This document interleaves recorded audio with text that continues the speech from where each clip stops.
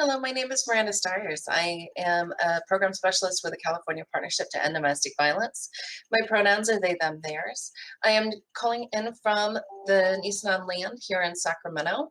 And as we are transitioning out of our pandemic restrictions, we know this summer we're likely going to see a spike in demand for services from survivors who are able to access our services safely. This summer, it's also going to be the first time that many of us have been able to be around our friends and family again.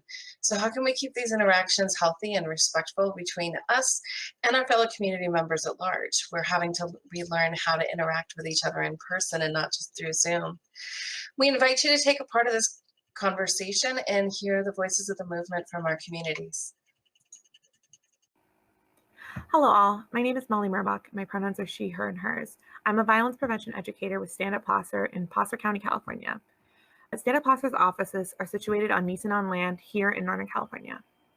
In my role as a violence prevention educator, I work directly with LGBTQ youth, providing healthy relationships and violence prevention education. LGBTQ youth experience intimate partner violence in a myriad of unique ways, which are compounded by their experiences with their gender and sexuality, as well as other systemic factors such as race, class, ability, and more.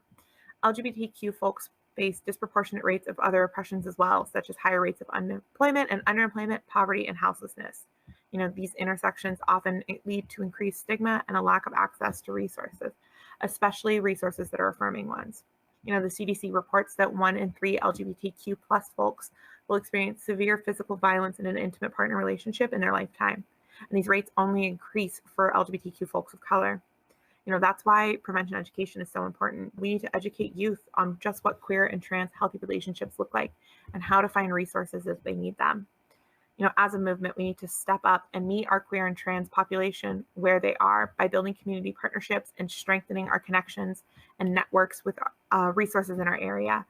We must work together to facilitate inclusive programming, which centers queer and trans youth, rather than just including them in our programming as an afterthought to check a box. By building connection with our community partners and offering our programming through them, we're able to really meet folks where they are and where their resources are needed. So by partnering with local GSAs or your local chapter of PFLAG, you can really come together with your community and provide information. Here at Stand Up Placer, we just hosted a 2-day summer camp for LGBTQ youth ages 13 to 18, which centered on our healthy relationships training. But we also made it a space not just to learn about what healthy relationships look like and how to get help if you need it, but also to build community and center pride and celebrate what it means to be a queer and trans person. We created a space where folks got to learn about LGBTQ history for the first time and to meet some of the folks in their community that they've never had a chance to meet. We had students come from all over Placer County and attend our camp and get a chance to meet one another. In the last year, it's been incredibly difficult for queer and trans youth to build community and find one another because of the pandemic, and most schools closing or shutting down their campus clubs, including their GSAs. And so these youth really expressed to us that having a space where they could come together and build community. And yes, there was a learning component, which was really valuable, but it also it created a space for them to be themselves and to connect.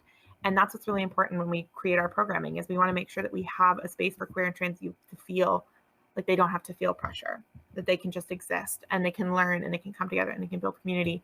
And, that's what Pride's about. Pride is about changing the world one radical action at a time. It's about gathering together and celebrating the trials that we've overcome.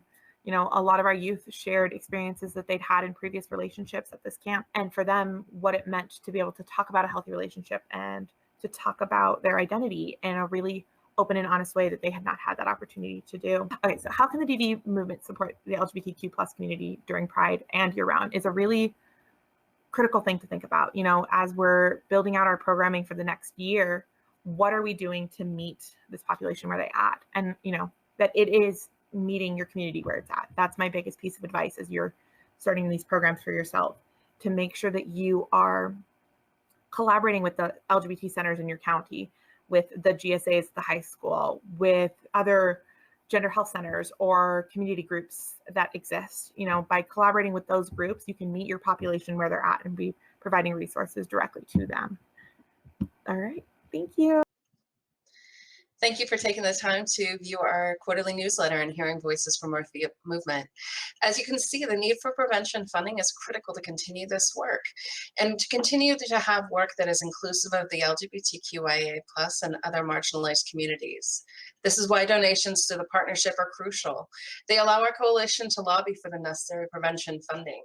This year, the state of California granted a historic $15 million to statewide prevention funding, but it is a one-time funding. This does not sustain our ongoing efforts to address the root causes of domestic violence.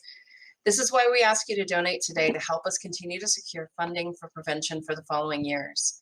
Don't forget to make your donations go full circle and also contribute to the local prevention programs in your area.